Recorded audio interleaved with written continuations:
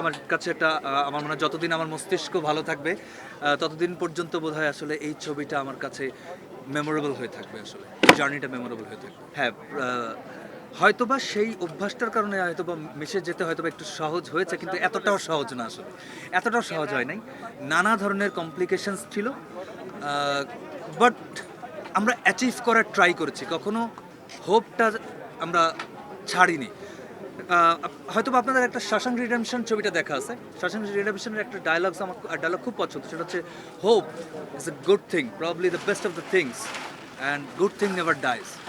তো আমারও এইটা একটা practice. I am very hopeful always. এবং এই ছবিটা ওই প্রকৃতির কারণেই হয়তোবা আরও বেশি আমি আসলে ওখানে নিজেকে হারিয়ে যেতে পেরেছিলাম। এবং এই ছবিটাতে এই সাধু, এই যে ক্যারেক্টার সাধু, এই সাধুকে বোধহয়, সাধু হওয়া খুব কঠিন কাজ আসলে, এবং সাধু হয়ে থাকাটাও খুব কঠিন কাজ। আমরা তো এত অসাধুদের মাঝখানে সাধু হয়ে বেঁচে থাকা তো খুব কঠিন কাজ না? সো ওটা একটা বড় ইন্সপিরেশন ছিল, নেচার, রাইট। অনেক কিছু বাদ দিতে হয়েছে, কিন্তু এই বাদ দেওয়াটা কখনোই আমি নেগেটিভভাবে দেখি না বা দেখছিও না। দেখেন, স্ট্রাগল তো যে ঝালমুড়ি বিক্রি করে তারও আছে, যে কফি শপ চালায় তার, আপনারা যারা এখানে আছেন, each of every one has different kind of struggle, different kind of আমি বলবো যে স্যাক্রিফাইসেস অলসো। সো ওইটা সব কাজের মধ্যে থাকে। অনেকে আমরা হয়তো মনে করি যে আমরা যারা অ্যাক্টর বা ডিরেক্টর বা এই প্রফেশনালস যারা আছে, তাদের হয়তো বা খুব বেশি স্যাক্রিফাইসেস প্রয়োজন হয় না, খুব বেশি স্ট্রাগলস হয় না, বাট হয়, অবশ্যই হয়। না, রোহিত পর্যন্ত আস্তে আস্তে আমার মাথার চুল অনেক কমে গেছে, সো এটা অনেক বড় বড় জার্নি। সো নাইস না, ইউ গট ইউর থিং না? সময় বলেন যে যায় দিন ভালো, কি যায় দিন খারাপ আসে দিন ভালো, রাইট?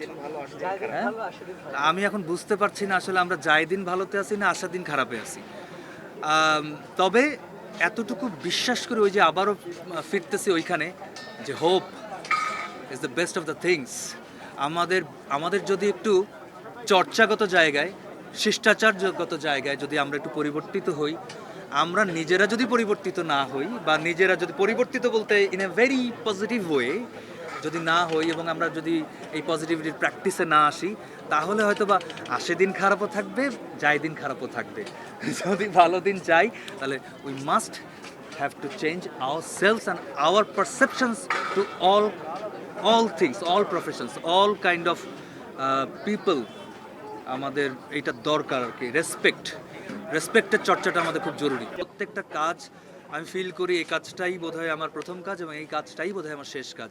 এই কাজটা করার পরে হয়তোবা আমি নাও থাকতে পারি, আই ডোন্ট নো। তো যার কারণে যখন যে কাজটুকু আমি করি, ওই কাজটুকুর প্রতি সম্পূর্ণভাবে ডেডিকেশন এবং অনেস্টি দিয়েই কাজটা করার চেষ্টা করি।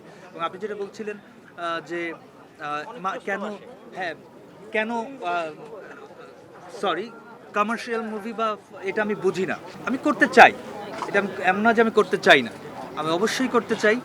তবে যে গল্পটি, যে চরিত্রটি আমাকে চ্যালেঞ্জটা ফিল করায় না, বা আমার ভেতর থেকে ওই উদ্যমটা তৈরি করায় না যে হ্যাঁ, I really want to do this, ততক্ষণ পর্যন্ত আসলে কাজটা করা আমার জন্য খুব কঠিন হয়ে যায়। ক্যারেক্টারটা পড়তে গিয়ে বা ক্যারেক্টারের ন্যারেটিভ যখন শুনি, যেমন আমি যখন ফেউ করি, ডিরেক্টর সুকন্যা সাহেব ধীমান যখন আসলে এটা ন্যারেট করছিলেন, ক্যারেক্টারটা শুনতে শুনতেই মনে হচ্ছিল যে ফ্যান্টাস্টিক, এইরকম ক্যারেক্টার আমি করতে চাই। তো ওই রকম ক্যারেক্টার, সেটা সিনেমা দেখেন, সিনেমা ভালো হইতে পারে।